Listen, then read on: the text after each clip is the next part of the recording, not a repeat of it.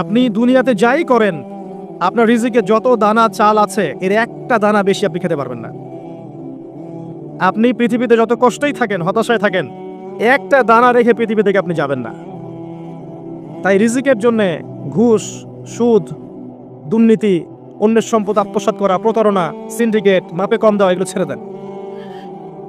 আপনার রিজিক আপনার কাছেই আছে, কেউ কেড়ে নিতে পারবে না। মৌত যেমন মানুষকে খোঁজে, রিজিক তেমন মানুষকে খোঁজে। আমাদের কাউন্সিলর সাহেবের বাসায় বা তার আত্মীয়র বাসায় আজকে আমার রিজিক লেখা ছিল বলেই এখানে এসেছে, না হলে আসতে পারতাম না। তো তাকদীর লেখা হয়ে গেছে, এটাকে বলে তাকদীর। এখানে একটা কথা বলি, কিছু মানুষ আছে যারা বলে যে তাকদীর বলতে কিছু নাই। এদেরকে কি বলা হয় জানেন? এদের আরবি নাম হচ্ছে কাদারিয়া। কি নাম? ভাগ্য বিশ্বাস করে না যারা, কাদারিয়া। তাদের মতে মানুষ নিজেই তার কর্মের নিয়ন্ত্রণ, মানুষ যা করবে মানুষ তাই পাবে। কোরআন থেকে তারা দলিল দিয়ে থাকে, ওয়ালাইসা লিল ইনসান ইল্লা মা সাআ, মানুষ চেষ্টার বাইরে কিচ্ছু পাবে না, এরকম দলিল দিয়ে থাকে। নবী সাল্লাল্লাহু আলাইহি ওয়াসাল্লাম বলেছেন, যারা তাকদীরে বিশ্বাস করে না তারা অসুস্থ হলে দেখতে যাবে না, এবং তারা ইন্তেকাল করলে জানাজায় শরীক হবে না। আরেক শ্রেণী আছে তাকদীরকে টোটালি মানে অন্ধের মতো বিশ্বাস করে, কর্মের স্বাধীনতায় বিশ্বাস করে না। তারা মনে করে যে ভাগ্যে যা লেখা আছে চূড়ান্ত এটাই হবে, আমার কাজের কোনো স্বাধীনতা নাই। এটা আরেকটা চরমপন্থী আকীদা। এদেরকে বলা হয় জাবারিয়া। কি বলা হয়? জাবারিয়া। তাদের দলিল ইন্নাল্লাহা আলা কুল্লি শাইইন কাদির, আল্লাহ পাক সমস্ত বিষয়ের উপর কর্তৃত্বশীল। দেখেন এই বইটাকে যারা নবী সাল্লাল্লাহু আলাইহি ওয়াসাল্লাম এবং সাহাবায়ে কেরামের বুঝ, আন্ডারস্ট্যান্ডিং অনুযায়ী বুঝেছে, তারা ইনশাল্লাহ পরকালে নাজাত পেয়ে যাবে। নিজেদের মতো করে যারা এই বইটাকে বুঝতে গেছে, তারা কোরআন পড়েও বিভ্রান্ত হয়ে গেছে। কোরআন পড়েও মানুষ বিভ্রান্ত হতে পারে। ইউদিল্লু বিহি কাসীরা ওয়া ইয়াহদি বিহি কাসীরা। আল্লাহ পাক এর মাধ্যমে অনেককে হেদায়েত দেন, অনেককে আবার পথভ্রষ্ট করে ফেলতে পারেন।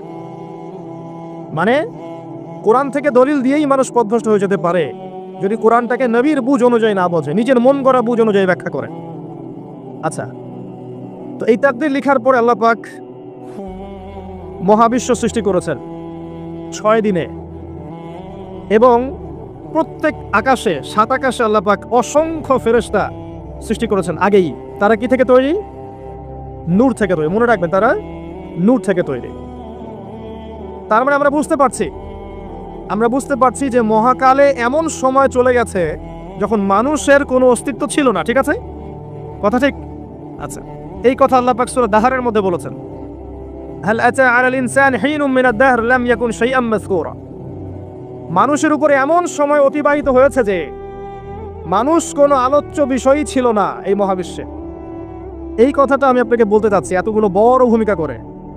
মানুষ এখন পৃথিবীতে যা করছে, রক্তপাত ঘটাচ্ছে, ফাসাদ সৃষ্টি করছে, আল্লাহ দ্রোহী আচরণ করছে, আল্লাহকে অবজ্ঞা করছে, রাসূলকে অমান্য করছে, নামাজ পড়ছে না, যাকাত দিচ্ছে না, যা ইচ্ছা তাই করছে, স্বৈরাচারী আচরণ করছে, ঘুষ খাচ্ছে, সুদ খাচ্ছে, জেনা করছে, ব্যভিচার করছে, অন্যের সম্পদ আত্মসাৎ করছে, হত্যা করছে, রাহাজানি করছে, চুরি করছে, ডাকাতি করছে, এগুলো মানুষ করছে না? মানুষের আচরণ দেখে মনে হচ্ছে পৃথিবীতে মানুষই সব, আর কিচ্ছু নাই। কিন্তু আল্লাহ পাক কোরআনে বলছেন, এমন সময় চলে গেছে তোমাদের উপরে যে তোমরা কোনো আলোচ্য বিষয়ই ছিলে না। নিজের অবস্থান কত ক্ষুদ্র বুঝতে পারছেন? এই মহাবিশ্বে আমাদের অবস্থান কত ক্ষুদ্র। এই বিশাল মহাবিশ্বের ছোট্ট একটা গ্রহে, ছোট্ট একটা জায়গায় আমরা বাস করছি। আর সেই মানুষের অহংকার, উদ্ধত আচরণ দেখলে মনে হয় যে মানুষই সব, এর বাইরে কিছু নাই। আল্লাহ পাক এই মানুষদের সম্পর্কে কি বলেছেন শোনেন। আল্লাহ পাক সূরাতুল আরাফের 189 নম্বর আয়াতে বলেছেন, 179 নম্বর আয়াতে বলেছেন, ওয়ালাকাদ যারানা লিজাহান্নামা কাসীরাম মিনাল জিন্নি ওয়াল ইনস। আমি প্রচুর জিন আর মানুষকে দিয়ে জাহান্নামকে পূর্ণ করব। লাহুম কুলুবুন লা ইয়াফকাহুনা বিহা, যাদের হৃদয় ছিল উপলব্ধি করত না। ওয়ালাহুম আযানুন লা ইয়াসমাউনা বিহা, যাদের কান ছিল শুনতো না। ওয়ালাহুম আ'য়ুনুন লা ইউবসিরুনা বিহা, যাদের চোখ ছিল দেখতো না। উলাইকা কাল আনআম, এরা ছিল গবাদি পশুর মতো। বাল হুম আদাল, বরং তার চাইতে নিকৃষ্ট। ওয়া উলাইকা হুমুল গাফিলুন, এবং তারা ছিল গাফেল সম্প্রদায়। আল্লাহ পাক এখানে বলেছেন অগণিত অসংখ্য মানুষকে দিয়ে আল্লাহ পাক জাহান্নাম পূর্ণ করবেন।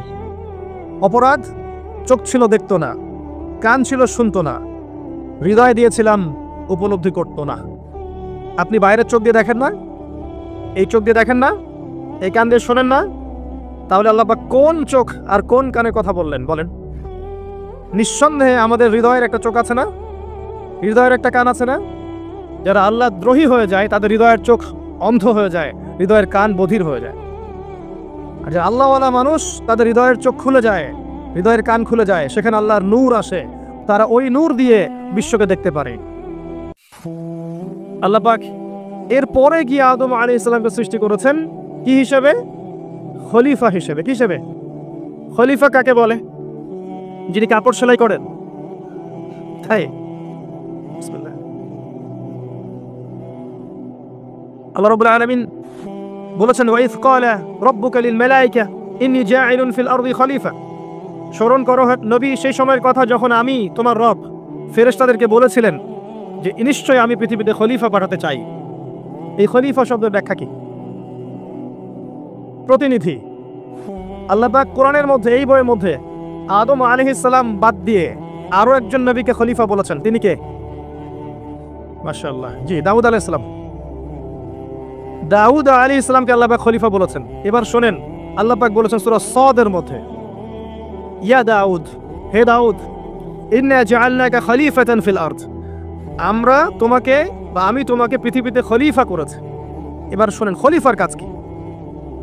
তোমাকে খলিফা করেছি, তারপর আয়াত আছে ফাহকুম বাইনান নাসি বিল হক। তোমার ফাংশন হচ্ছে তুমি মানুষের মাঝে ন্যায় বিচার করবে, হকের মধ্য দিয়ে বিচার ফয়সালা করবে। এটা একটা খলিফার দায়িত্ব। আল্লাহর খলিফা যে, তার দায়িত্ব হচ্ছে ন্যায়ের মানদণ্ডে মানুষের মাঝে বিচার ফয়সালা করবে। ওয়ালা তাত্তাবিউল হাওয়া, নিজের মন গড়া মতবাদের অনুসরণ করবে না, নিজের মন গড়া প্রবৃত্তির অনুসরণ করবে না। নিশ্চয়ই যারা নিজের মন গড়া প্রবৃত্তির অনুসরণ করে তারা আল্লাহর সরল পথ থেকে বিচ্যুত হয়ে যায়। আয়াতগুলো পড়ে দেখবেন। এখানে আমরা খলিফার ফাংশন বুঝতে পারলাম। খলিফার ফাংশন কি? হকের মানদণ্ডে মানুষের মাঝখানে বিচার ফয়সালা করবেন। এখন হকটা কি? হকটা কি আমার মস্তিষ্ক প্রসূত কোনো দর্শন, আমার মস্তিষ্ক প্রসূত কোনো তত্ত্ব, কোনো থিওরি? এগুলো কি হকের মানদণ্ড? মানুষের মস্তিষ্ক প্রসূত জ্ঞানই কি সত্য মিথ্যার চূড়ান্ত মানদণ্ড? যদি তাই হয়, তাহলে ওই যে পশ্চিমারা বলছে যে একটা ছেলে একটা ছেলেকে বিয়ে করতে পারবে, এবং আপনারা জানেন এই ধরনের মানুষ কিন্তু আমাদের দেশেও আছে, আছে না? কওমে লূত সমকামী। তো মানুষের মস্তিষ্ক যদি সত্য মিথ্যার চূড়ান্ত মানদণ্ড হয়, এদেরকে আপনি কি বলবেন? ওরা বলছে এটা বাক স্বাধীনতা, একটা ছেলে একটা ছেলেকে বিয়ে করতেই পারে, মত প্রকাশের স্বাধীনতা।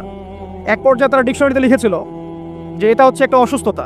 চেক করে দেখবেন, গুগল চেক করে দেখবেন, হোমোসেক্সুয়ালিটি লিখে চেক করে দেখবেন যে এক পর্যায়ে তারা বলতো এটা হচ্ছে অসুস্থতা, মানুষের মানসিক অসুস্থতা। এখন তারা বলছে এটা বাক স্বাধীনতা। এই যে মানুষের মস্তিষ্ক প্রসূত জ্ঞান, এটা কি সত্য মিথ্যার চূড়ান্ত মানদণ্ড হলো? এক শ্রেণীর লোক বলছে যে মদ খাওয়া যায়, মদ খেলে কাজে আগ্রহ জন্মায়। এক শ্রেণীর লোক বলছে রিবা বা সুদ খেলে কি সমস্যা, ইন্নামাল বাইউ মিসলু রিবা, রিবা সুদ যেমন ব্যবসাও তেমন। এক শ্রেণী মহিলা আছে, দেখবেন যে জিন্স পরে এবং গেঞ্জি পরে ঘুরে বেড়াচ্ছে, তারা বলছে আমরা পুরুষের সাথে কাঁধে কাঁধ মিলে চলছে। তো এই যে সমস্যাগুলো হচ্ছে, এই প্রবলেমগুলো মানুষের মস্তিষ্ক প্রসূত জ্ঞানকে সর্বোচ্চ প্রাধান্য দেওয়ার কারণে হচ্ছে। তাহলে আপনি সত্য মিথ্যার মানদণ্ড কোথায় খুঁজবেন? এখানে আসেন। আল্লাহ পাক এই কোরআনের মধ্যে সূরা কাহফ, নাম জানে তো? সূরা কাহফ নামে একটা সূরা আছে না? এই সূরা কি থেকে বাঁচাবে? মাশাআল্লাহ, এই সূরাই আপনাকে দাজ্জাল থেকে বাঁচাবে। এই সূরার মধ্যে এমন কিছু আছে যা বুঝলে আপনি দাজ্জালকে চিনতে পারবেন এবং বাঁচতে পারবেন ইনশাআল্লাহ। এই সূরা কাহফের মধ্যে 29 নম্বর আয়াতে আল্লাহ পাক বলেছেন ওয়াকুলিল হাক্কু মির রাব্বিকুম। খুব ভালো করে শুনেন, ওয়াকুলিল হাক্কু মির রাব্বিকুম, সত্য ন্যায় বা ন্যায় অন্যায়ের মানদণ্ড তোমার রবের পক্ষ থেকে নাজিল হয়। ফামান শাআ ফালইউমিন ওয়া তাকবাহু, ইচ্ছা হলে অকৃতজ্ঞ হও। আল্লাহ পাক পরকালে দেখে নেবেন। ইন্না আ'তাদনা লিযালিমিনা নারা, আমি জালেমদের জন্য আগুন প্রস্তুত করে রেখেছি। এই সূরার 29 নম্বর আয়াতে আল্লাহ পাক বলছেন যে হক সেটাই যেটা আপনার রবের পক্ষ থেকে নাজিল হয়। এখন বলেন, আপনার রবের পক্ষ থেকে কি নাজিল হয়েছে? যখন তাওরাত নাজিল হয়েছিল নবী মুসা আলাইহিস সালামের কাছে, ওই তাওরাতই ছিল তখন সত্য মিথ্যার একমাত্র মানদণ্ড। যারা ওই তাওরাতের প্রতি ঈমান এনেছিল তারা মুসলিম ছিল। যারা ঈমান আনে নাই কাফের হয়ে গেছে। এরপর যখন জাবুর এসেছে, ওই জাবুরই ছিল সত্য মিথ্যার একমাত্র মানদণ্ড। তারপর যখন ইনজিল এসেছে, ইনজিলই ছিল সত্য মিথ্যার কি একমাত্র মানদণ্ড। এখন আপনার কাছে কি আছে? এবং এর ব্যাখ্যায় হাদিস আছে না, তারাকতু ফিকুম আমরাইন, রেখে গেলাম দুইটা বস্তু, লান তাদিল্লু মা তামাসসাকতুম বিহিমা, তোমরা কোশ্চেন কালে পথভ্রষ্ট হবে না যতদিন পর্যন্ত এই দুটাকে আঁকড়ে ধরে থাকবে। একটা আল্লাহর কিতাব, একটা কি তার নবীর সুন্নাহ। আপনার কাছে এই দুটো আছে, কিয়ামত পর্যন্ত আর কোনো কিতাব আসবে, আর কোনো নবী আসবে? কিয়ামত পর্যন্ত কি আল্লাহ পাক আবার কোনো শরীয়ত পাঠাবেন, নাকি এগুলো উঠিয়ে নেবেন? না এগুলো কিয়ামত পর্যন্ত থাকবে? কোনটা? আর এই কোরআন, এই হাদিস, এই ইসলাম, এটা কি নির্দিষ্ট একটা গোত্রের জন্যে, একটা রাষ্ট্রের জন্যে, একটা সম্প্রদায়ের জন্যে, না সারা বিশ্বের সকল মানুষের জন্যে? তার মানে আমরা বুঝতে পারলাম ইসলাম, কোরআন এবং হাদিস এগুলো কিয়ামত পর্যন্ত থাকবেই, এবং এটা নির্দিষ্ট কোনো ভাষা, রক্ত, রং, বর্ণ, গোত্র, দেশের জন্য সীমাবদ্ধ নয়। এটা সারা বিশ্বের সকল মানুষের জন্য প্রযোজ্য। এবং কিয়ামত পর্যন্ত সত্য মিথ্যা, ন্যায় অন্যায়ের অন্য কোনো মানদণ্ড আছে? এটা কি বিশ্বাস করেন? আচ্ছা, এবার বলেন, প্রচলিত কোনো বিষয় যদি কোরআন এবং সুন্নাহর সাথে মিলে যায়, আপনি কি নেবেন? কথা বুঝতে পারেন নাই? প্রচলিত অনেক কিছু চলছে এই বিশ্বে, এগুলো যদি কোরআন সুন্নাহর সাথে মেলে, আপনি কি নেবেন না? আর এই বিশ্বে যা কিছু চলছে, এর প্রত্যেকটা বিষয় যদি কোরআন সুন্নাহর সাথে না মেলে, আপনি কি নেবেন? কথা কি বুঝতে পারছেন? কথা তো বললেন নিব না, সত্যি কি তাই? পারবেন? যা চলছে সমাজে, বিশ্বে, এর প্রতিটা বিষয়ও যদি কোরআন সুন্নাহর সাথে না মেলে, আপনি কি করবেন? আপনি কোনটা মানবেন? কোরআন এবং হাদিস মানবেন, নাকি চলমান দর্শনগুলোর সাথে আপোষ করবেন? এখানেই পার্থক্য। এই বিষয়টা কেউ স্বীকার করে আত্মসমর্পণ করে মুসলিম হয়ে গেছে, কেউ অস্বীকার করে কাফের হয়ে গেছে, কেউ বা মনে অস্বীকার করেছে, মুখে মুখে বিশ্বাস করেছে, এই কাজ করে মুনাফিক হয়ে গেছে। কথা বুঝতে পারেন? আচ্ছা, এবার আসেন, এবার আল্লাহ পাক আদম আলাইহিস সালামকে সৃষ্টি করলেন। আপনারা এই কথাটা মনে রাখেন কিন্তু, যে ওয়াদা করেছেন কোরআন এবং সুন্নাহর সাথে যা মিলবে নিবেন, যা মিলবে না নিবেন না। আচ্ছা, সুদভিত্তিক অর্থনৈতিক সিস্টেম কোরআন সুন্নাহর সাথে মেলে, তাই না ভাই? নিবেন? নিবেন না। আচ্ছা, ফেমিনিস্ট রেভলিউশন, নারীদের অশ্লীলভাবে চলাফেরা করা, কোরআন সুন্নাহর সাথে মেলে? আচ্ছা, মাদক দ্রব্যের ব্যাপক সয়লাব, কোরআন সুন্নাহর সাথে মেলে? মুসলিমদের মধ্যে, তাওহীদের মধ্যে শিরক, এই যে আল্লাহ ছাড়া অন্য কাউকে সেজদা করা, অন্য কারোর কাছে দোয়া করা, অন্য কারোর কাছে নজর মানত করা, অন্য কারোর কাছে, অন্য কারোর জন্য শপথ করা, অন্য কারোর কাছে এই যে কুরবানি করা, অন্য কাউকে সেজদা করা, অন্য কারোর কাছে দোয়া করা, কোরআন সুন্নাহর সাথে মেলে? ইভেন নবী সাল্লাল্লাহু আলাইহি ওয়াসাল্লামের সুন্নত, এর মধ্যে যত বেদাত ঢুকেছে, কোরআন সুন্নাহর সাথে মেলে? নিবেন আপনি? আচ্ছা, ওই প্রথমে যে এডুকেশনাল শিরকের কথা বললাম, জ্ঞানতাত্ত্বিক মানদণ্ড, আমরা বলে আমরা গায়েবে বিশ্বাস করি, তারা গায়েবে বিশ্বাস করে না, ওইটা কি কোরআন সুন্নাহর সাথে মিলবে? আপনি নিবেন? আচ্ছা, আমাদের সংস্কৃতির নামে যে বেহায়াপনাগুলো চলছে, আপনি পশ্চিমা সংস্কৃতি অনুসরণ করছেন, তাদের দিবস পালন করছেন, কৃষ্টি কালচার ফলো করছেন, তাদেরকে আইডল রূপে গ্রহণ করেছেন, এগুলো মিলছে কোরআন সুন্নাহর সাথে? নিবেন? আচ্ছা, যুবকরা এখন মাদক খাচ্ছে, মাদকের ব্যাপক সয়লাব, এগুলো কোরআন সুন্নাহর সাথে মিলছে? আপনি কি নিবেন? যুব সমাজ এখন পর্নোগ্রাফিতে আসক্ত, তাদের রাত পর্নোগ্রাফি না দেখলে কাটে না, এগুলো কোরআন সুন্নাহর সাথে মেলে? নিবেন আপনি? আপনার গার্লফ্রেন্ড আপনার কাছে মাসে 3-4-5 হাজার টাকা খরচ করায়, এটা কোরআন সুন্নাহর সাথে মেলে? নিবেন আপনি? জিনা আপনি করতে পারবেন চাইলেই, জিনা চাইলেই করতে পারবেন, পতিতালে উন্মুক্ত, আপনি কি যাবেন? কোরআন সুন্নাহর সাথে মিলবে? ওয়াদা করেছেন আল্লাহর কাছে যে আল্লাহ কোরআন এবং সুন্নাহর সাথে যা মেলে আমি সেগুলো নিব, যেগুলো মেলে না সেগুলো নিব না। এখন যদি কোরআন সুন্নাহ ফলো করার পরে আমি আপনাকে বলি যে আপনি একজন মৌলবাদী মানুষ, আপনি কি করবেন?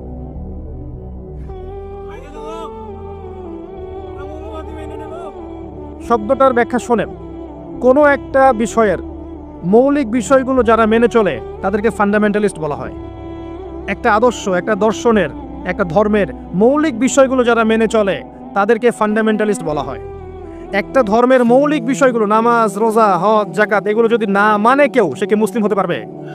এই শব্দটা খারাপ। কখনো খারাপ না, শব্দটা তো ভালো শব্দ, অবশ্যই আপনাকে এটা হতেই হবে, না হলে তো আপনি মুসলিম হতে পারছেন না। হ্যাঁ, একটা বিষয় খারাপ, সেটা কি? জোর করে নিজের আদর্শ অন্যের উপর চাপিয়ে দেয়া, এটা খারাপ না? ইসলাম কি কখনো জোর করে অন্য কারো উপর আদর্শ চাপিয়ে দিয়েছে? এই যে পৃথিবীতে, এবার দেখেন, আসেন বিশ্বের দিকে, এই যে পৃথিবীর বিভিন্ন দেশে পাখির মতো মুসলিমদেরকে হত্যা করা হয়েছে এবং হচ্ছে, যারা হত্যা করছে তাদের এগেনস্টে কি ইসলাম, মুসলিমরা জোর করে ইসলাম চাপিয়ে দেওয়ার চেষ্টা করেছে? ইরাকের দিকে তাকান, ইরানের দিকে তাকান, ইয়েমেনের দিকে তাকান, প্যালেস্টাইনে তাকান, আফগানিস্তান, এই যে আপনার কাশ্মীর, এই যে আপনার এটা কি বলে মিয়ানমার, উইঘুর, প্রত্যেকটা কন্টিনেন্টে তাকান, যাদেরকে মেরে ফেলা হচ্ছে এরা কি অমুসলিম না বেশিরভাগই মুসলিম? মুসলিম মারা আছে, মুসলিম বোনরা আছে, আমাদের ভাইরা আছে এবং ছোট ছোট বাচ্চারা আছে। এরা কি জোর করে ইসলাম চাপিয়ে দেওয়ার চেষ্টা করেছে? ইসলামের পুরো ইতিহাস পড়ে দেখেন, একদম আবু বকর সিদ্দিক রাদিয়াল্লাহু আনহুর যুগ থেকে ওমর, ওসমান, আলী রাদিয়াল্লাহু আনহুম, উমাইয়া খেলাফত, আব্বাসীয় খেলাফত, ফাতেমি খেলাফত, কর্ডোভার ইসলামী খেলাফত, এই যে মামলুক শাসন, মিশরের ফাতেমি খেলাফত, উসমানীয় খেলাফত, মুঘল, এই যে আফগান, প্রত্যেকটা কন্টিনেন্টের হিস্ট্রি পড়ে দেখেন, কেউ কি জোর করে ইসলাম চাপিয়ে দেওয়ার চেষ্টা করেছিল? ইসলাম কি তরবারির মাধ্যমে ছড়িয়েছে? কখনো না। ইসলামের সৌন্দর্য দেখে অনেক অমুসলিম ইসলাম কবুল করেছে, করে নাই?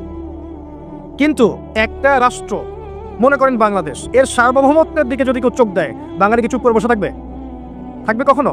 ঠিক সেভাবেই মদিনা রাষ্ট্রের সার্বভৌমত্বের দিকে যখন চোখ দিয়েছিল, রাসূল সাল্লাল্লাহু আলাইহি ওয়াসাল্লামকে বদরের যুদ্ধ করতে হয়নি? উহুদের যুদ্ধ করতে হয়েছে, খাইবারে যেতে হয়েছে, হুনাইনে যেতে হয়েছে। এটা একটা রাষ্ট্রের প্রতিরক্ষামূলক ব্যবস্থা। ওইটাকে যদি পশ্চিমারা এখন কালারিং করে দেখায় যে এর কারণে মুসলিমরা সন্ত্রাসী, ঠিক আছে কথাটা কি? কোশ্চিন কালো ঠিক নাই। বরং তারা বিগত 100 বছরে এই বিশ্বে কোটি কোটি মানুষকে বোম মেরে হত্যা করেছে। কই ওদেরকে তো আমরা এই কথাগুলো বলতে পারি না? ইসলাম কখনো কারোর উপর জোর করে চাপিয়ে দেওয়া হয়নি। আল্লাহ পাক নিষেধ করেছেন, লা ইকরাহা ফিদ্দিন, দ্বীনের মধ্যে কোনো বাড়াবাড়ি আছে? কদ তাবায়্যানা রুশদু মিনাল গায়y, সত্য মিথ্যা আলাদা হয়ে গেছে, আলাদা হয়ে যায়নি? যার ইচ্ছা হয় সে ইসলাম কবুল করে হেদায়েতের পথে আসবে, যার ইচ্ছা হয় না সে সেই অবস্থায় মৃত্যুবরণ করবে। আল্লাহ পাকের কিছু আসে যায়? আমরা কোরআন এবং সুন্নাহর মূলনীতিগুলো ফলো করবো ইনশাআল্লাহ আযজা ওয়া জাল। এবং এই মূলনীতিগুলো ব্যক্তি পর্যায়ে আছে, আপনার পারিবারিক পর্যায়ে আছে, সোশ্যাল পর্যায়ে আছে, ওয়ার্ল্ড ওয়াইডও আছে। যার যেখানে সক্ষমতা সে সেখানে পালন করবে ইনশাআল্লাহ তাআলা। এবার আসেন, আল্লাহ পাক আদম আলাইহিস সালামকে যে সৃষ্টি করলেন, প্রথম তাকে কি করেছেন বলেন তো?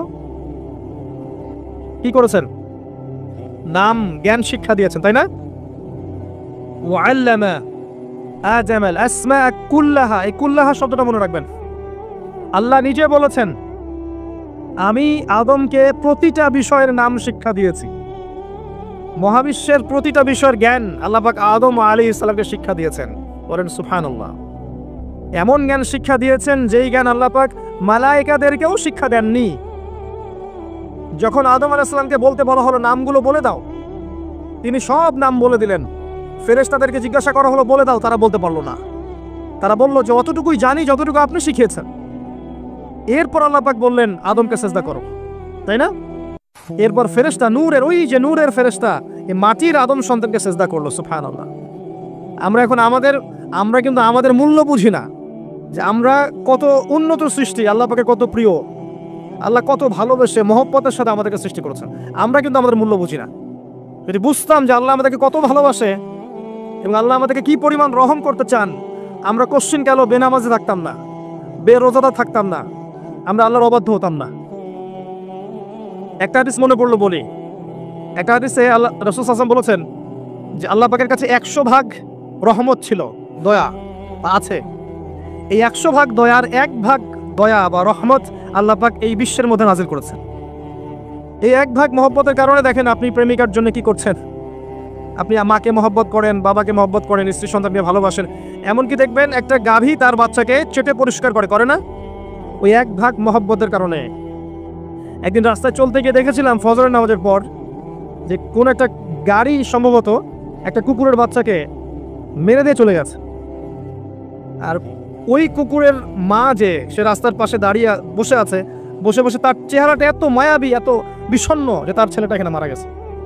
এই যে মায়া, একটা কুকুরের বাচ্চার প্রতি কুকুরের মায়া, ওই 1 ভাগ রহমতের একটা অংশ। এই 1 ভাগ রহমত আল্লাহ পাক আমাদের সবার মধ্যে দিয়ে দিয়েছেন, আর বাকি 99 ভাগ রহমত আল্লাহ পাক রেখেছেন কিয়ামতের মাঠে। এই রহমত দিয়ে আদম সন্তানকে মাফ করে দিবেন ইনশাআল্লাহ। আমরা সে আল্লাহকে ভুলে গেছে এখন। আমরা সে আল্লাহর জন্য সালাত পড়তে চাই না, সে আল্লাহর জন্য যাকাত দেই না, সে আল্লাহর জন্য দিনের জন্য আমরা কাজ করি না, আল্লাহর দিন আল্লাহর জমিনে প্রতিষ্ঠা হোক সেই চেষ্টাও করি না, বরং আল্লাহর দিনের বিরোধিতা করার একটা ক্ষেত্র বাকি রাখি না। আমরা আল্লাহকে চিনতে পারি নাই। শোনেন, আল্লাহ পাক তো সেই সত্তা যিনি এখন জানেন যে আমাদের মধ্যে কে কে জান্নাতে যাবে, এখানে যারা বসে আছে, এবং মনে করেন আমাদের এখানকার মধ্যে এই ভাই জান্নাতে যাবেন। মনে করেন এই ভাই জান্নাতে যাওয়ার 1 কোটি বছর পরে তিনি কি করবেন আল্লাহ পাক এখনই জানেন সেটা। আমার কথা কি বুঝতে পারছেন? আর মনে করেন এখানকার মধ্যে কোনো এক ভাই জাহান্নামে যাবেন, আউযুবিল্লাহ। সে জাহান্নামে যাওয়ার কোটি কোটি বছর পর কি আযাব ভোগ করবে আল্লাহ পাক এখনই সেটা জানেন, রাইট নাও। আপনি কোন আল্লাহকে ভুলে গেছেন? আমি অনেক লেকচারে বলেছি, প্রায় বলি কথাটা, যে আল্লাহ পাক ছাড়া সত্যিকার অর্থে আমাদের আপন বলে কেউ নাই। আমাদের উপরের মহলে, নিচের মহলে, পরিবারে, সমাজে, আত্মীয় স্বজন, স্ত্রী সন্তান অনেকে আছে, সত্যিকার অর্থে আল্লাহর মতো আপন আমাদের কেউ নাই। এরা সবাই যদি আমাদেরকে ফিরিয়ে দেয়, আল্লাহ পাক আমাদেরকে ফেরাবেন না ইনশাআল্লাহ।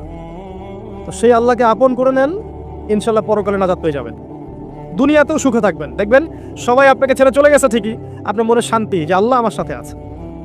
সবাই আপনাকে ভুল বুঝছে, দেখবেন আল্লাহ আপনাকে প্রশান্তি দিবেন যে আমি তোমার সাথে আছি, কোনো চিন্তা নাই। যাই হোক, আল্লাহ পাক ওই নূরের ফেরেশতাদের সামনে মাটির আদমের সামনে নূরের ফেরেশতাদেরকে সিজদা করালেন। এখান থেকে আমাদের সম্মানটা বুঝতে পারছেন? কিসের কারণে সম্মানটা পেলাম? ফিজিক্যাল গঠনের কারণে? কিসের কারণে বলেন তো? জ্ঞানের কারণে। আল্লাহ বলেছেন সূরা আলাকের মধ্যে, আল্লামাল ইনসান মা লাম ইয়ালাম, আমি সেই জ্ঞান শিক্ষা দিয়েছি যে জ্ঞান মানুষ জানতো না। আমরা সৃষ্টিগতভাবে জ্ঞানী ছিলাম না, আল্লাহ তার জ্ঞান থেকে আমাদেরকে জ্ঞান দিয়েছেন, এবং বাই ডিএনএ এই জ্ঞানটা আমাদের মধ্যে ছড়িয়ে পড়েছে। এখন আদম আলাইহিস সালামকে বলা হলো জান্নাতে থাকো, তার সঙ্গীর প্রয়োজন ছিল। আল্লাহ পাক আদম থেকেই হাওয়াকে সৃষ্টি করলেন আলাইহিস সালাম। একটা শর্ত দিয়ে দিলেন। শর্তটা কি ছিল? ওয়ালা তাকরাবু হাযিহিশ শাজারা, এই গাছের কাছেও যাবে না। যেমন আল্লাহ অন্য সূরায় বলেছেন না, ওয়ালা তাকরাবু জিনা, জিনার ধার কাছেও যাবে না। একই রকম কথা, কিন্তু একই রকম। জিনার ধার কাছেও যাবে না, করবে না এমন না, ধার কাছেও যাবে না, এই গাছের কাছেও যাবে না।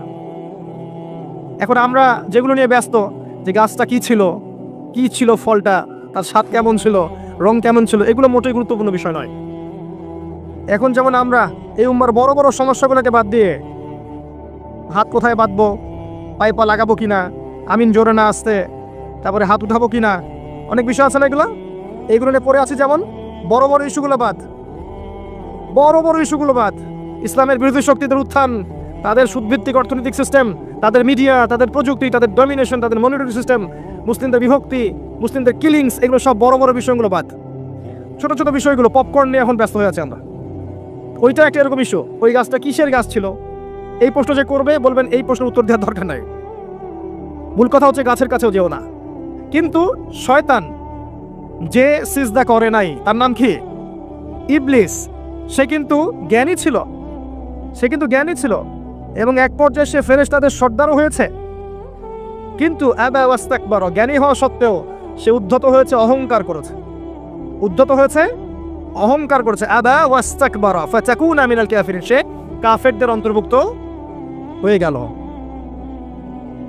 এখানে মনে রাখবেন, আমি যদি অনেক বড় ডিগ্রি সার্টিফিকেট অর্জন করি, আমার মধ্যে বিনয় না থাকে, অহংকার থাকে, এই জ্ঞান আমার পরকালে কোনো কাজে আসবে না। আমি যত বড় আলেম হই, আমি যত বড় দরবেশ হই, হ্যাঁ, হাফেজে কোরআন হই, কারি হই, মুহাদ্দিস, মুফাসসির যেই হই না কেন, মানুষ আমাকে অনেক বড় কিছু বলে ডাকে, ঠিক আছে, আবার ডক্টরেট হই, কেমব্রিজ, অক্সফোর্ড, হার্ভার্ড থেকে পড়ে এসেছি, কিন্তু আপনার ভিতরে যদি অহংকার থাকে, কেবার থাকে, তাহলে আপনার এই জ্ঞান আপনার কোনো কাজে আসবে না। ইবলিস জ্ঞানী ছিল, কিন্তু অহংকারের কারণে আল্লাহ পাক তাকে বের করে দিয়েছে। মনে রাখবেন, অহংকারটা কি? আল্লাহ বলেছেন সেজদা করো, সে সেজদা করলো না, বরং বলল যে খলাকতানি মিন নার ওয়া খলাকতাহু মিন তিন, আমাকে আগুন দিয়ে সৃষ্টি করেছো, তাকে মাটি দিয়ে সৃষ্টি করেছো। এই যে আল্লাহর বিধানের আনুগত্য না করা, নিজের বুঝটাকে শ্রেষ্ঠ মনে করা, এটাই তো অহংকার। এটাই অহংকার। এখন আমরা সে অহংকার করছি না? করছি। আল্লাহ বোঝার তৌফিক দান করুন। এরপর আল্লাহ পাক পরীক্ষা নিলেন, আল্লাহ পাক আগেই জানতেন এগুলো হবে, তাই না? তারা ফল খেয়ে ফেললেন। এখানে খেয়াল করে দেখেন, দুজনেই কিন্তু আদেশ অমান্য করেছেন, ইবলিসও এবং আদম আলাইহিস সালামও। কিন্তু পার্থক্যটা কোথায়? আদম আলাইহিস সালাম যখন ভুল বুঝতে পেরেছেন, সাথে সাথে ইউটার্ন করে আল্লাহর কাছে ফিরে এসেছেন, তওবা করেছেন, আল্লাহকে বলেছেন রব্বানা যালামনা আনফুসানা ওয়া ইল্লাম তাগফির লানা ওয়া তারহামনা লানাকুনান্না মিনাল খাসিরিন। হে আল্লাহ, আমরা জুলুম করেছি নিজেদের নফসের উপরে, আপনি যদি আমাদেরকে মাফ না করেন আমরা ক্ষতিগ্রস্ততে অন্তর্ভুক্ত হয়ে যাব। আল্লাহ পাক মাফ করে দিয়েছেন। যখনই তিনি তওবা করেছেন আল্লাহ পাক মাফ করে দিয়েছেন। ইবলিস কিন্তু তওবা করেনি, এই পার্থক্য। এবার তওবা কবুল করার পরে, এই জায়গাগুলো একটু ভালো করে বোঝেন, তওবা কবুল করার পরেও আল্লাহ পাক কিন্তু আর জান্নাতে থাকতে দিলেন না, তাই না? এবার সেখান থেকে নামিয়ে দিলেন এই পৃথিবীতে। সূরা বাকারার 38 এবং 39 নম্বর আয়াত পড়ে দেখবেন, এখানে একটা আপনি মূলনীতি পাবেন। আল্লাহ নামিয়ে দিচ্ছেন আর বলছেন যে তোমরা উভয়েই নেমে যাও, তোমরা উভয়েই পৃথিবীতে নেমে যাও। ফাইম্মা ইয়াতিয়ান্নাকুম মিন্নি হুদান, তোমাদের কাছে আমার পক্ষ থেকে হেদায়েত আসবে। টাইম টু টাইম হেদায়েত আমার পক্ষ থেকে আসবে, আসমানি কিতাব, নবী রাসূল আসবেন। ফামান তাবিআ হুদায়া, যারা আমার হেদায়েত মেনে চলবে, ফালা খাউফুন আলাইহিম ওয়া লা হুম ইয়াহজানুন, তাদের কোনো ভয়ও থাকবে না, কোনো দুশ্চিন্তাও থাকবে না। ঠিক আছে কথা? আচ্ছা, এই সুন্নাত চলে আসছে না? প্রত্যেক যুগে যুগে আল্লাহ পাক আসমানি কিতাব পাঠাচ্ছেন না? নবী রাসূল পাঠিয়েছেন না? সর্বশেষ নবী মুহাম্মদ সাল্লাল্লাহু আলাইহি ওয়াসাল্লাম পর্যন্ত পাঠিয়েছেন। এটা একটা সূত্র। এরপরে আল্লাহ পাক বলেছেন ওয়াল্লাযীনা কাফারু ওয়া কাযযাবু বিআয়াতিনা, কিন্তু মনে রাখবে যারা হেদায়েত আসার পরেও আমার আয়াতকে অস্বীকার করবে, মিথ্যা প্রতিপন্ন করবে, ফাউলাইকা আসহাবুন নার, এরা হবে জাহান্নামের অধিবাসী।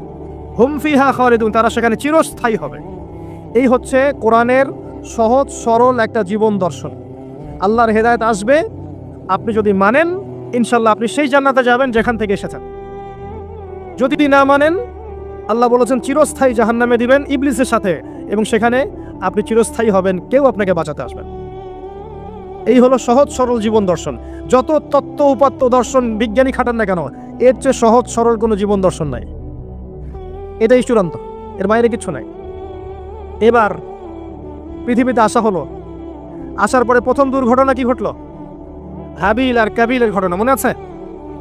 ভাই ভাইকে হত্যা করেছিল। কোন ভাই কোন ভাইকে হত্যা করেছিল? কাবিল হাবিলকে। ফেরেশতাদের কথা মনে রাখেন, তারা কি বলেছিল?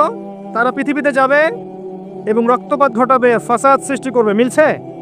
মিলছে। দেখেন এবার আল্লাহ পাক কাবিলকে জাহান্নামে দিলেন, আর হাবিল ইনশাআল্লাহ জান্নাতে যাবে। মনে রাখবেন নবী সাল্লাল্লাহু আলাইহি ওয়াসাল্লাম বলেছেন, পৃথিবীতে যত হত্যাকাণ্ড হবে প্রত্যেকটা খুনের পাপের একটা অংশ কাবিলের আমলনামায় যুক্ত করা হবে, কারণ সেই প্রথম পৃথিবীতে এই হত্যাকাণ্ড সূচনা করেছিল। এটা বলে গুনাহে জারিয়া। সদকায়ে জারিয়া যেমন আছে, গুনাহে জারিয়াও আছে। আপনি একটা মসজিদ করে দেন, যত মানুষ নামাজ পড়বে ইনশাআল্লাহ আপনি নেকি পাবেন। আপনি একটা সিনেমা হল করেন, যত মানুষ নোংরা সিনেমা দেখবে সমস্ত গুনাহ আপনি পাবেন। চয়েস ইজ ইয়োর্স, আপনার চয়েস। এবার তারপরের যুগে আসেন নূহ আলাইহিস সালাম। আমি একটা বিষয় বলতে যাচ্ছি যে আপনাকে আমি যুগে যুগে আল্লাহ পাকের সুন্নত দেখাবো, যুগে যুগে আল্লাহর সুন্নত দেখাচ্ছি আপনাকে আমি। নূহ আলাইহিস সালামের যুগে আসেন, 950 বছর তিনি দাওয়াত দিয়েছেন। কত বছর? 950 বছর, 9টা শতাব্দী মানুষকে দাওয়াত দিয়েছেন। এত লম্বা হায়াত আল্লাহ পাক দিয়েছিলেন তাকে। অল্প কিছু মানুষ ইসলাম কবুল করেছিল, যাদেরকে নিয়ে তিনি নৌযানে করে সফর করেছেন। বাকিদেরকে আল্লাহ পাক কি করেছেন? তুফান দিয়ে, প্লাবন দিয়ে একদম ডুবিয়ে দিয়েছেন, দেন নাই? আল্লাহর সুন্নত, ওই আয়াতটা মনে রাখেন, যারা আমার বিধান মেনে চলবে নাজাত পাবে, মেনে চলবে না পৃথিবীতে লাঞ্ছিত হবে, পরকালে জাহান্নামে যাবে। এই আয়াতটা মনে রাখেন। এবার নূহ আলাইহিস সালামের যুগে চলে আসেন, দেখেন যারা তার প্রতি ঈমান এনেছে আল্লাহ পাক তাদেরকে পার করে দিয়েছেন, দেন নাই? আর যারা আনে নাই আল্লাহ পাক ডুবিয়ে মেরেছে, মারেন নাই? আচ্ছা, এর পরের যুগে যান, দেখেন আদ জাতি, বিশাল বিশাল শারীরিক দেহ, অনেক বড় বড় কাঠামো দেহের, একদম তাল গাছের সমান সমান লম্বা এক একজন, এবং তারা বলতো মান আশাদ্দু মিন্না কুওয়া, আমাদের চেয়ে শক্তিশালী কোনো কম থাকতে পারে? তারা এই কথাটা বলতো। পাহাড় কেটে কেটে বাড়ি নির্মাণ করতো। আজকে আমরা সভ্যতার বড়াই করি না যে আমাদের সভ্যতা অনেক উন্নত, সায়েন্সের যুগ, টেকনোলজি যুগ। আল্লাহ পাক বলেছেন সূরা ফজরের মধ্যে, ইরামা যাতিল ইমাদ লাম ইখলাক মিসলুহা ফিল বিলাদ। ওই আদ এবং সামুদের ওই শহরের কথা আল্লাহ পাক বলছেন, এই রকম উন্নত সভ্যতা এই পৃথিবী থেকে গড়ে তুলতে পারেনি এখন পর্যন্ত। পড়ে দেখেন, ওই জাতি বলেছিল আমাদের যে শক্তিশালী আর কে আছে। তাদের নবীর নাম ছিল হুদ আলাইহিস সালাম। যারা তার নবীকে স্বীকার করেছিল, আল্লাহর বিধান মেনেছিল, আল্লাহ পাক নাজাত দিয়েছিলেন। যারা মানে নাই, ওদেরকে আল্লাহ পাক কি দিয়ে ধ্বংস করেছেন? ঝড় দিয়ে ধ্বংস করেছেন। কি দিয়ে? আল্লাহর শাস্তিটা মনে রাখবেন। বলেছিল আমি অনেক শক্তিশালী, আল্লাহ পাক ঝড় বাতাস দিয়ে উড়িয়ে দিয়েছেন একেবারে। দেখি তোমার কত শক্তি। পরে যাদের সামুদ, যার নবী সালেহ আলাইহিস সালাম, একই সুন্নত, যারা ওই নবীর কথা মেনেছে আল্লাহ পাক নাজাত দিয়েছেন, মানে নাই আল্লাহ পাক বজ্রপাত দিয়ে ধ্বংস করে দিয়েছেন। কি দিয়ে? বজ্রপাত দিয়ে। এরপরে যান ওই ইব্রাহিম আলাইহিস সালামের যুগ। ইব্রাহিম আলাইহিস সালাম তাওহীদপন্থী ছিলেন না? নাকি তিনি ইহুদি ছিলেন, নাসারা ছিলেন? কি ছিলেন? ওয়ালাকিন কানা হানিফাম মুসলিমা, তিনি একনিষ্ঠ মুসলিম ছিলেন। আল্লাহ পাক ইব্রাহিমকে সেভ করলেন, তার অনুসারীদেরকে বাঁচালেন। নমরুদকে কি আল্লাহ পাক বাঁচিয়েছেন? তার অনুসারীদেরকে কি আল্লাহ পাক বাঁচিয়েছেন? ডুবিয়ে দিয়েছেন, শেষ করে দিয়েছেন। একই সুন্নত, একই সুন্নত। যান মুসার যুগে আলাইহিস সালাম, ফিরআউন পরাশক্তি তার কাছে আছে। এখনকার রাশিয়া, চায়না, এখনকার আমেরিকা, ব্রিটেন, ন্যাটোর মতো একদম পরাশক্তি, বিশাল ফোর্স। বনু ইসরাইলকে ধাওয়া করলো, আল্লাহ পাক সবগুলোকে এক জায়গায় একত্রিত করলেন লোহিত সাগরে, করে মুহূর্তের মধ্যে ডুবিয়ে মেরে দিলেন। মারে নাই? আর বনু ইসরাইলকে আল্লাহ পাক উদ্ধার করলেন না? একই সুন্নত। আল্লাহর আদেশ মানবেন, আল্লাহ পাক দুনিয়াতে বাঁচাবেন, পরকালে বাঁচাবেন। মানবেন না, উভয় জাহাতে ধ্বংস আছে। একটা কথা কেন বলে দেই, ঠিক একইভাবে যেভাবে আল্লাহ পাক ফিরআউনের এই বাহিনীকে একত্রিত করেছেন, করে ডুবিয়ে দিয়েছেন, ঠিক একইভাবে আল্লাহ পাক আরো একবার এই বর্তমান বিশ্বের ফিরআউনদেরকে জেরুজালেমে একত্রিত করেছেন ডুবিয়ে দেওয়ার জন্য।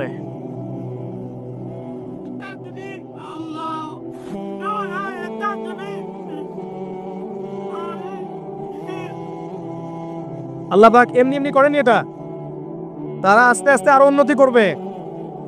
বিগত 70 বছর আগে তাদের কোনো রাষ্ট্র ছিল না, তাদের থাকার জায়গা ছিল না। 1914 সালে যখন প্রথম বিশ্বযুদ্ধের ঘটনাগুলো ঘটছে এবং অটোম্যান এম্পায়ার টার্কিশরা যখন পরাজিত হলো, এরপর তারা ওই জেরুজালেমে ঢোকার সুযোগ পেয়েছে।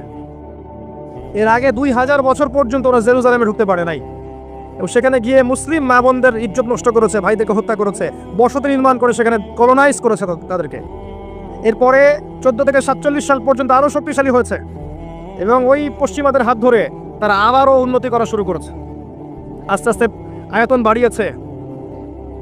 বাড়িয়েছে, অর্থনৈতিক সমৃদ্ধি করেছে, সমরাস্ত্র সমৃদ্ধি করেছে, ফোর্স তৈরি করেছে, পুরো ওয়ার্ল্ডকে তারা ডমিনেট করছে এখন।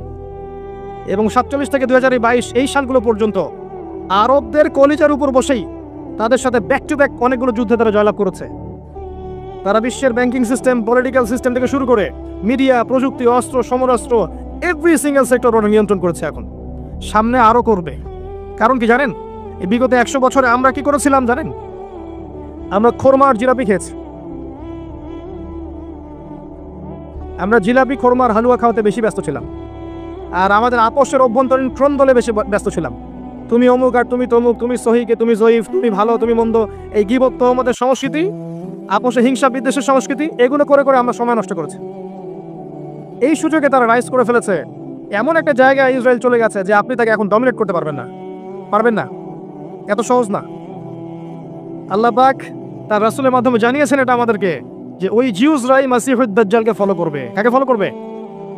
ইস্পাহানের 70,000 ইহুদিও তাকে ফলো করবে। এটা হাদিসের পাতায় লেখা আছে যে দাজ্জাল যখন বের হবে মানুষের রূপে, বের হয়ে সে সারা বিশ্ব শাসন করবে, তখন জিউসরা ওকে ফলো করবে। এরপর আল্লাহ পাক এই মাসিহুদ দাজ্জালকে হত্যা করানোর জন্য ঈসা আলাইহিস ইসলামকে আবারও পাঠাবেন। এই ঈসা আলাইহিস ইসলামের হাতে তার নিহত হওয়া লেখা আছে। তার আগ পর্যন্ত একে মারতে পারবেন না আপনি। কোথায় লেখা আছে?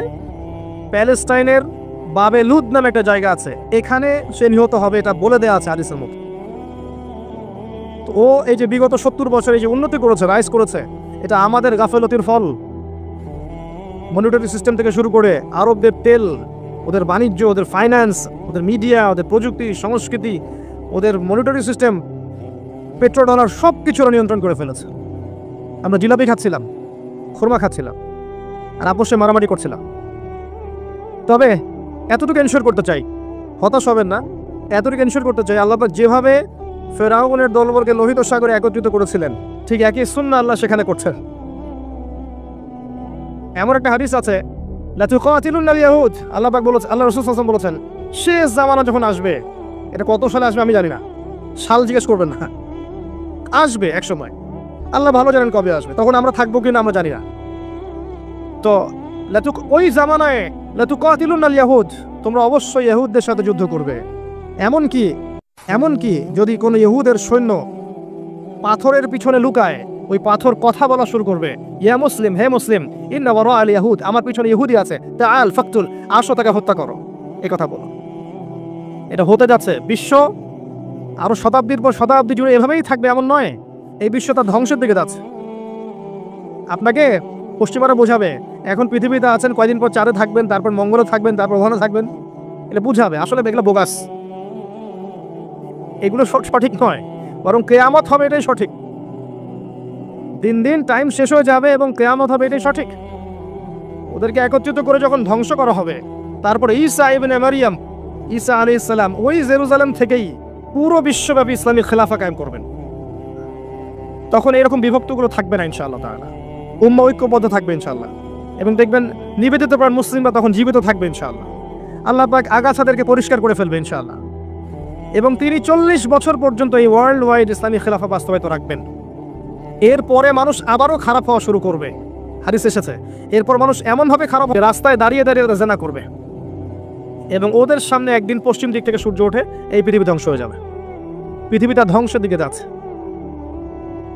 তবে একটা বিষয় আমি মনে করি যেটা হতে পারে সামনে, যে কয়দিন পর দেখবেন রাশিয়া বলবে ওই গ্রহটা আমার, আমেরিকা বলবে না ওই গ্রহটা আমার, চায়না বলবে ওই গ্রহ আমার, ন্যাটো বলবে ওই গ্রহ আমার, স্টার ওয়ার গ্রহ নিয়েও দেখবেন ঝগড়া লাগবে কয়দিন পরে, এবং মহাকাশ বাহিনী তারা গঠন করেছে অলরেডি, মহাকাশে যুদ্ধ করবে। ফিতনাময় বিশ্ব, আমি ওইদিকে পরে যাব, আগে জায়গাটা শেষ করে নেই। আমি দেখাচ্ছি যে আপনাকে প্রত্যেক যুগে যুগে, এই যে নূহ থেকে শুরু করে, নূহ, আদ, সামুদ, ইব্রাহিম, মুসা, ঈসা, মুহাম্মদ সাল্লাল্লাহু আলাইহি ওয়াসাল্লাম, প্রত্যেক যুগের আল্লাহর একটাই সুন্নত, যে আপনি আমি যদি আল্লাহর বিধান মেনে চলি, আনুগত্য করি, আল্লাহ পাক দুনিয়াতে আমাদেরকে সফল করবেন, নাজাত দিবেন, পরকালেও ইনশাআল্লাহ জান্নাত দিবেন।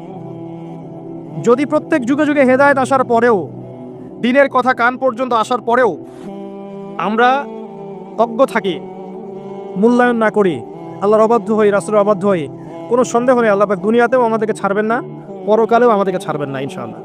এটাই চিরায়ত সুন্নাত। কোন পথে যেতে চান ডিসিশন আপনাদের, আল্লাহ পাক ফোর্স করবেন না, আল্লাহ পাক জবরদস্তি করবেন না, আপনাকে জোর করে মসজিদেও পাঠাবেন না, আল্লাহ পাক এগুলো করবেন না। সিদ্ধান্ত আমাদেরকে নিতে হবে আমরা কোন পথে যাব। এখন আমরা সবাই মুসলিম, আমরা সবাই চাই দিনের বিজয় হোক, দিন ভালো থাক, আমরা ইসলাম নিয়ে বাঁচি, শান্তিতে রাষ্ট্র চলুক, সমাজ চলুক, একটা ঐক্যবদ্ধ মুসলিম উম্মাহ হিসেবে আমরা চলি।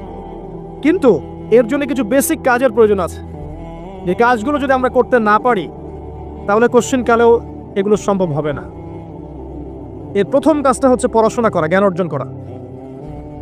জেনারেল লাইনেই পড়েন, মাদ্রাসা লাইনেই পড়েন, আপনাকে জ্ঞান অর্জন অবশ্যই করতে হবে। ইসলামিক কিছু সাবজেক্ট আপনাকে পড়তেই হবে, আল কোরআন, আরবি ভাষা, কোরআনের তাফসির বা অনুবাদ, হাদিসের বইগুলো, ইসলামের ইতিহাস, ফিকহ, ইসলামের অর্থনীতি, রাসূলের জীবনী, ইসলামের এই যে জিওপলিটিক্যাল বিষয়গুলো, এই বিষয়গুলো আপনাকে পড়তে হবে। যেখানেই পড়েন আপনি, আপনাকে পড়তেই হবে, না হলে আপনি দুই চোখ দিয়ে ওয়ার্ল্ডকে দেখতে পারবেন না, অজ্ঞ থেকে যাবেন। শেকড় থেকে কাজের প্রয়োজন। আমি বারবার একটা কথা বলি, এক রাতের মাহফিলের নাম দিন ইসলাম নয়, 365 দিন আপনাকে আল্লাহর আনুগত্য করতে হবে, এর নাম দিন ইসলাম। শুধু সালাত পড়লাম এর নামই দিন ইসলাম নয়, রিজিকটা হালাল হতে হবে, এর নাম দিন ইসলাম। দান সাদাকা করছেন নফল, শুধু এটাই দিন ইসলাম নয়। মাহফিলে টাকা দিচ্ছেন, এটাই দিন ইসলাম নয়। আপনার উপর ফরজ যাকাতটা দিতে হবে, এর নাম দিন ইসলাম। দিনের অনেক ব্যাপার আছে। আমরা কি করতে চাই জানেন? যেটা ভালো লাগে, যেটা আমাদের জন্য সহজ, ওইটুকু করি, যেটা কঠিন মনে হয় সেটা করতে চাই না। এভাবে নয়।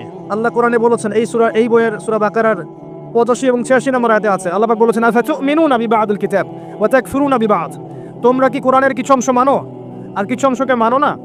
ফামা জাযাউ মান ইয়াফআলু যালিক ইল্লা খিজিয়ুন ফিল হায়াতিদ দুনিয়া। যারা এমন আচরণ করবে, কোরআনের কিছু অংশ মানবে, কিছু অংশ মানবে না, এই দুনিয়াতেই তাদেরকে আমি লাঞ্ছিত করব, আর কিয়ামতের মাঠে আমি তাদেরকে মর্মান্তিক শাস্তির দিকে নিয়ে যাব, নাউযুবিল্লাহ। অতএব কিছু মানবো কিছু মানবো না এমন নয়, পরিপূর্ণরূপে ইসলাম ফলো করতে হবে। পড়াশোনা করতে হবে, তারপরে জানা অনুযায়ী আপনাকে আমল করতে হবে। এই যে চেয়ারে বসে আছি, এই চেয়ারটা সবচেয়ে ডেঞ্জারাস। যারা এই চেয়ারগুলোতে বসে তারা সবচেয়ে ঝুঁকির মধ্যে আছে। তারা যদি কথা অনুযায়ী কাজ না করতে পারে তাহলে কোনো সন্দেহ নাই যে এই চেয়ারে বসেও আমি জাহান্নামে যাব, নাউযুবিল্লাহ। শোনেন, একটা হাদিস বর্ণনা করতে আবু হুরায়রা রাদিয়াল্লাহু আনহু অজ্ঞান হয়ে পড়ে যেতেন। তাকে যখন হাদিসটা জিজ্ঞাসা করা হতো তিনি বলতে গিয়ে অজ্ঞান হয়ে পড়ে যেতেন। হাদিসটা হচ্ছে যে 3টা ব্যক্তিকে দিয়ে আল্লাহ পাক জাহান্নাম উদ্বোধন করবেন। উদ্বোধন তো বোঝেন, আমরা অনেক সময় উদ্বোধন করি না, ফিতা কেটে পাখি উড়িয়ে করি না। 3 ব্যক্তিকে দিয়ে করবেন। তার প্রথম ব্যক্তি হচ্ছে একজন শহীদ। কি নাম? আল্লাহ পাক তাকে ডাকবেন, ডেকে বলবেন যে তোমাকে এই নিয়ামত দিয়েছিলাম, স্বীকার করছো? সে বলবে হ্যাঁ স্বীকার করছি আল্লাহ। তুমি কি করেছো আমার জন্য বিনিময়ে? সে বলবে আমি পুরো জীবন তোমার জন্য দিয়ে দিয়েছি আল্লাহ। আল্লাহ বলবেন কাযিবত, মিথ্যা কথা বলছো। তুমি এই জন্যে জীবন দিয়েছো যে মানুষ তোমাকে অনেক বড় বীর বলবে। যাও আজকে জাহান্নামে, তুমি আমার জন্য জীবন দাওনি, আমার নিয়তে জীবন দাওনি তুমি। আরেকজনকে ডাকা হবে, কি করেছো? আল্লাহ আমি অনেক সম্পদের মালিক ছিলাম, আমি অনেক দান খয়রাত করেছি। আল্লাহ বলবেন কাযিবত, মিথ্যা কথা বলছো। তুমি এই জন্য দান করেছো যাতে মানুষ তোমাকে বড় দানবীর বলে। 3 নম্বর ডাকা হবে একজন আলেম, দাড়ি টুপি। কি করেছো? জ্ঞান অর্জন করেছে আল্লাহ দিনের, অনেক বড় হাফেজ ছিলাম, কারি ছিলাম, আলেম ছিলাম, দিনের বহুত খেদমত করেছে। আল্লাহ বলবেন কাযিবত, মিথ্যা বলছো। এই জন্য করেছো এই পরিশ্রম যাতে মানুষ তোমাকে বড় বক্তা, বড় আলেম, বড় দায়ী, বড় কারি, বড় হাফেজ, বড় মৌলানা বুজুর্গ বলে। এই জন্য করেছো। এই হাদিসটা বর্ণনা করতে গিয়ে আবু হুরায়রা রাদিয়াল্লাহু আনহু অজ্ঞান হয়ে পড়ে যেতেন। এই চেয়ারে যারা বসে থাকেন, ধর্মতাত্ত্বিক দায়িত্ব যারা নিয়েছেন, তাদের ঝুঁকি সবচেয়ে বেশি। জানা অনুযায়ী আমল থাকতে হবে। আলেম সেই ব্যক্তি, প্রকৃত আলেম সেই ব্যক্তি যে ব্যক্তি জানা অনুযায়ী আমল করে থাকে। প্রচুর জানেন আমল নাই, এটাকে প্রকৃত আলেম বলা হয় না। জাহেলকে, শুধু অজ্ঞ মূর্খ জাহেল নয়, যে ব্যক্তি জাহেলিয়াতের কাজগুলো করে সে জাহেল। অজ্ঞতার কাজগুলো যে করে সে তো জাহেল, তাই না? ওই যে আইয়ামের জাহিলিয়াতের যে কাজগুলো, এই কাজগুলো যারা করে ওদেরকে আমরা জাহেল করবো না? ঠিক একইভাবে আলেম হতে হলেও আমল তো থাকতে হবে, জানা অনুযায়ী আমল থাকতে হবে। আমি ভিতরের কথা বলতে চাই না, সেটা এতটুকু বলবো যে আমাদের যেমন চরিত্র, যেমন ব্যক্তিত্ব থাকা উচিত ছিল, আমরা মনে হয় সেটা রাখতে পারছি না। যখন আমাদের মধ্যে দুনিয়ার প্রেম ঢুকে যাবে, দুনিয়ার প্রেম এবং আল্লাহ ছাড়া অন্যকে ভয় ঢুকে যাবে, তখন দেখবেন ইলম অর্জন করে আপনি হক কথা বলতে পারবেন না। যদি এই উদ্দেশ্যে আমি এখানে বসে থাকি, এখানে বসলে আমাকে প্রতি মিনিটে মিনিটে হাজার হাজার টাকা দেওয়া হবে, এই বক্তব্যের একটা জাররা পরিমাণ তাসির আপনার কলিজার মধ্যে হবে না। আর যা চলছে, একে অপরের নামে গীবত, সমালোচনা, তোহমত, হিংসা, রিয়া, শোডাউন, আইওয়াশ, এগুলো দিয়ে দিন ইসলামের প্রকৃত খেদমত হচ্ছে না। আপনি খেয়াল করে দেখবেন, এমন এমন যারা বিজ্ঞ স্কলার, বিজ্ঞ আলেম, আল্লাহর খাস অনুগত বান্দা, তাদেরকে কখনো আপনি হয়তো ফেসবুকেও দেখেননি, ইউটিউবেও দেখেন নাই। যারা দেখবেন সেজদায় রাতের বেলা কাঁদছে, দিনের বেলা মাশাআল্লাহ দেখবেন ছাত্র তৈরি করছে, মানুষকে পড়াচ্ছে, আল্লাহর পথে মেহনত করছে, আপনি চিনেন না তাদেরকে, দেখেন না কখন। এখন আমাদের মধ্যে ঢুকেছে কি সেলিব্রিটিজম, তাই না? একটা ছবি, একটা সেলফি, এটা করি ওটা করি। এমনি কিন্তু বকা দেয়নি আপনাদেরকে, তখন এসে বকা দেয়নি, এমনি বকা দেয়নি। প্রচণ্ড বিব্রত বোধ করি আমরা এগুলোতে। এগুলো মনে নূর নষ্ট করে, মনের মধ্যে অহংকার নিয়ে আসে, রিয়া নিয়ে আসে, এবং দিনের যে আধ্যাত্মিকত্ব আছে সেটা নষ্ট হয়ে যায়। এগুলো আলেম ওলামাদের আমাদের শোভা পায় না। এই কাজগুলো করবেন না। জানা অনুযায়ী আমল থাকতে হবে। দেশের ওয়াজ মাহফিলগুলোকে শিক্ষার মতো করে ব্যবহার করেন। একটা মাহফিল করবেন, 1 ঘন্টা আলোচনা করবেন, একটা বিষয় সুন্দর করে উপস্থাপন করে জনগণকে বুঝান, কল্যাণ হবে ইনশাআল্লাহ। শুধু বসে বসে কেচ্ছা কাহিনী আর গাল গল্প করলে হবে? মনে করেন, একটা কথা বল, মনে করেন আমি এখানে 1 ঘন্টা কথা বলবো, কথার কথা বলছি, আমি সৈয়দপুর থেকে এসেছি, এয়ারে ঢাকায় নেমেছি, সেখান থেকে এসেছি, আমার একটা কস্টিং আছে। মনে করেন আমাকে কর্তৃপক্ষ 30,000 টাকা দিল, কথার কথা। তো প্রত্যেক 1 মিনিট 2 মিনিটের জন্য, প্রত্যেক 2 মিনিটের জন্য আমি পাচ্ছি এখানে 1000 টাকা। কথা বুঝতে পারছেন? আচ্ছা, তো এই 2 মিনিটের হক তো আমাকে আদায় করতে হবে নাকি? না এখানে আমি কেচ্ছা কাহিনী বলবো, গাল গল্প করব? এখানে প্রতিটা মোমেন্ট আমার আমানত। যদি আমি আমানতের খেয়ানত করি তো আল্লাহ পাক আমাকে ধরবে না? আমরা আমাদের আমানত রক্ষা করতে পারছি না। যারা পারছে তাদের সংখ্যা খুব কম। এবং দেখবেন দিন দিন ডে বাই ডে আপনি দেখবেন জমিন আস্তে আস্তে আস্তে আস্তে আলেম শূন্য হয়ে যাচ্ছে। এবং এইটা কিন্তু কিয়ামতের সাইন। আল্লাহ রাসূল সাল্লাল্লাহু আলাইহি ওয়াসাল্লাম বলেছেন শেষ জামানায় আলেমদের সংখ্যা কমতে থাকবে, বক্তাদের সংখ্যা বাড়তে থাকবে। এবং জাহেলদেরকে মানুষ আলেম মনে করবে, তাদের কাছে ফতোয়া জিজ্ঞাসা করবে, তারা মানুষকে বিভ্রান্ত করবে। এগুলো আসছে। অতএব বিজ্ঞ আলেম ওলামা যারা আছেন তাদের কাছে গিয়ে দিন শিখবেন। আমরা বড়জোর আপনাকে সঠিক একটা দিক নির্দেশনা দিতে পারি, এটা হালাল, এটা হারাম, এটা করেন, এটা করেন না, আল্লাহর দিকে চলেন, সুদ খায় না, যেগুলো মুহকামাত এগুলো আমরা বলতে পারি। কিন্তু মুতাশাবিহাত ব্যাখ্যার অবকাশ রাখে যেগুলো, সেগুলো আপনাদেরকে ওলামায়ে কেরামের সোহবতে গিয়েই শিখতে হবে। ইউটিউবিং করে, ফেসবুকিং করে, গুগল করে আপনি সব পাবেন না। আলেম ওলামার সোহবতে গিয়ে পড়ে থাকেন। আর এই যে সিলেবাসের কথাটা বললাম, এই সিলেবাস পড়াশোনা করেন। খুব ডিফিকাল্ট সময় চলছে এখন, এই যে অনলাইনের যুগ, ইহুদি খ্রিস্টানের মাধ্যমে এগুলো, কিন্তু ইহুদি খ্রিস্টানের প্ল্যাটফর্ম, এই প্ল্যাটফর্মগুলো ডেঞ্জারাস। একটা কথা বলবেন, দেখবেন কথার আগাও নাই, লেজও নাই, মাঝখানের অংশটুকু আছে, একটা সামলাইন দেওয়া আছে যার সাথে বক্তব্যের আলোচনার কোনো মিল নাই, এবং ওই বক্তব্য দিয়ে দেখবেন তাকে বিতর্কিত করা হয়ে গেল। এই করে করে অনেক আলেমের ক্ষতিও করা হয়েছে। এবং ওই আলেমদের জায়গা কিন্তু আপনারা পূরণ করতে পারবেন না। পারবেন না। আরেকটা বিষয় আছে সমস্যা আমাদের, অল্পতেই একজনকে মাথায় তুলে ফেলি, আবার খুব সামান্যতেই মাটিতে ছুঁড়ে ফেলে দেয়। আমাদের জাতিগত সমস্যা আছে, আরো সমস্যা আছে। অতি উৎসাহ দেখাই, অতি আবেগ দেখাই। অতি আবেগ না, যখন আপনি কাউকে নিয়ে খুব বেশি মাতামাতি করবেন তখন তার দিকে মানুষের চোখ লাগবে, এবং ইসলামের দুশ্মনরা খুঁজে পেয়ে যাবে যে তাদের কাকে নিয়ে সমস্যা। আপনি তুলে ধরছেন যে একে নেন, একে নিলে আপনার জন্য সেফ। আপনি আপনার সম্পদ, মূল্যবান রত্নটাকে লুকিয়ে রাখতে পারলেন না, আপনি বরং সবার সামনে ওপেন করে দিলেন। আর ইসলামের যারা শত্রু তারা ওটাকে ছিনিয়ে নিয়ে চলে গেল। তো বেশি আবেগ, বেশি মাতামাতির প্রয়োজন নাই। কে আল্লাহর জন্য কি করছে আল্লাহ তো দেখছেন না? ইনশাল্লাহ দেখবেন আল্লাহ পাক যদি আমাদেরকে আল্লাহ যোগ্য মনে করেন, দেখবেন এই জেনারেশনের মাধ্যমে আল্লাহ পাক দিনের খেদমত কবুল করবেন ইনশাল্লাহ। যদি আমরা যোগ্য না হই, দেখবেন আল্লাহ আমাদেরকে সরিয়ে দিয়েছেন, দিয়ে অন্য কওমকে হেদায়েত দিয়ে এই জায়গায় নিয়ে আসবেন। আল্লাহ পাক এটা বলেছেন, ইস্তাবদিল কওমান গায়রাকুম, তোমরা দায়িত্ব পালন না করলে আল্লাহ পাক অন্য কওমকে হেদায়েত দিয়ে এই জায়গায় নিয়ে আসবেন। সুম্মা লা ইয়াকুনু আমসালাকুম, তারা তোমাদের মতো হবে না। আমাদের ছেলেরা, তার পরের ছেলেরা দেখবেন এমন একটা প্রজন্ম নিয়ে আসবে যারা ইলম অর্জন করবে, জানা অনুযায়ী আমল করবে, হালাল খাবে, হারাম খাবে না, আদর্শ পরিবার করবে, দিনের জন্য মেহনত করবে, আল্লাহর জমিন, আল্লাহর দিন কায়েম করে ছাড়বে ইনশাআল্লাহ। আমরা যদি না পারি কোনো সমস্যা নেই, নিজের উপর বার্ডেন করে নেবেন না। যতটুকু আল্লাহ পাক দিয়েছেন আপনাকে, মেধা, অর্থ সম্পদ, জ্ঞান, কথা বলার ক্ষমতা, লেখার ক্ষমতা, এইটাকে দিনের জন্য কাজে লাগান। পড়াশোনা করেন, প্রচুর পড়াশোনা করেন। এখনকার যুব সমাজের অন্যতম একটা সমস্যা হচ্ছে পড়তে চায় না। আমি এখানে 2 ঘন্টা আলোচনা করলে আমি জানি 2 ঘন্টা আপনারা এটা শুনবেন। 2টা ঘন্টা সবার হাতে একটা করে বই দিয়ে বলি 2 ঘন্টা পর একটা এক্সাম নিব, আর দেখবেন যে 10টা-20টা লোক বসে আছে, বাকিগুলো বাদ চলে গেছে। পড়াশোনা করতে চায় না, বাস্তবতা। পড়াশোনা ছাড়া কোনো গতি নাই। এটা একটা বড় জিহাদ আপনার জন্য এখন। জ্ঞান দিয়ে আপনাকে যুদ্ধ করতে হবে, জ্ঞান দিয়ে যুদ্ধ করতে হবে। মুসলিমরা এত পিছিয়ে থাকবে কেন? আমাদেরকে সব থেকে এগিয়ে যেতে হবে। একটা মাদ্রাসার আলেম ইংরেজিতে বক্তব্য দিতে পারবেন এমন যোগ্যতা তাকে অর্জন করতে হবে। একটা জেনারেল শিক্ষিত ছেলেকেও এমন কোরআনের জ্ঞান অর্জন করতে হবে যে আপনিও ইউনিভার্সিটি ক্লাসে কোরআন পড়াবেন ইনশাআল্লাহ। এগুলো করতে হবে, একটা সমন্বয় দরকার। খেয়াল করে দেখেন, মাদ্রাসা যারা পড়ছেন মাশাআল্লাহ অনেকদিন ধরে অনেক সাবজেক্ট পড়েছেন, কিন্তু দেখবেন ইংরেজি, ম্যাথামেটিক্স, সায়েন্স, আপনার যে political science, Jio politics, history, এই সাবজেক্টগুলো তারা কিন্তু ছুঁয়ে দেখছেন না, বা পড়লেও খুব সামান্য, এটা যথেষ্ট নয়। আবার যারা দেখবেন এই জেনারেল লাইনে পড়ছি আমরা মাশাআল্লাহ সায়েন্সে পড়ছি, আর্টসে পড়ছি, কমার্সে পড়ছি, বিবিএ, এমবিএ সব পড়ছি, কিন্তু দেখবেন ওযুর ফরজ কয়টা বলতে পারি না। এই দ্বিচারিতা থাকলে সমস্যা আছে। এমন সিস্টেম নেন, এমন সিলেবাস নিয়ে আসেন যে সিলেবাসের মধ্যে সব সাবজেক্ট আপনি লঞ্চ করতে পারেন।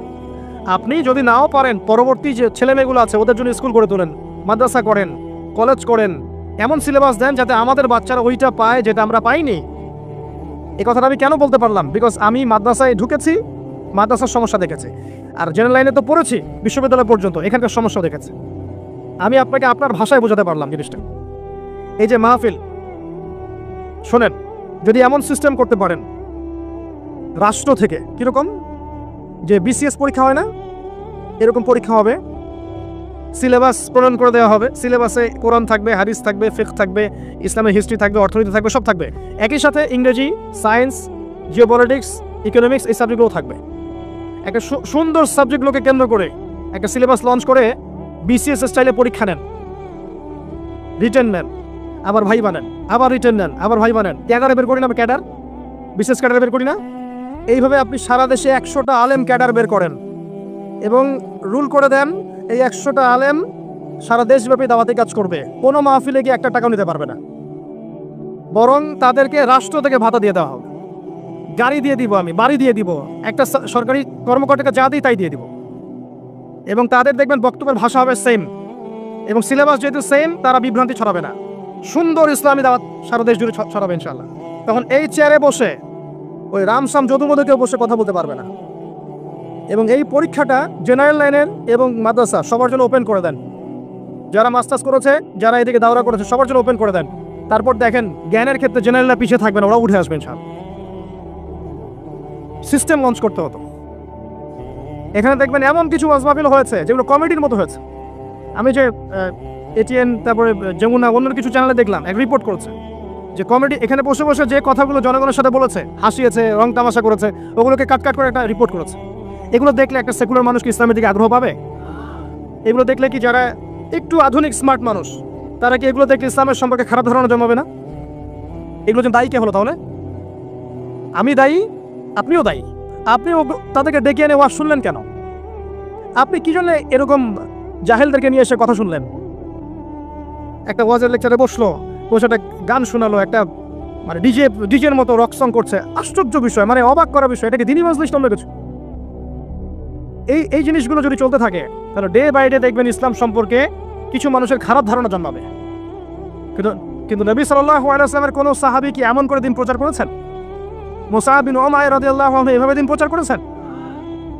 তাহলে আমরা যেন এই বিষয়টাকে ব্যবসার মতো করে না নেই এবং লোক দেখানো বিষয়গুলোকে না নেই।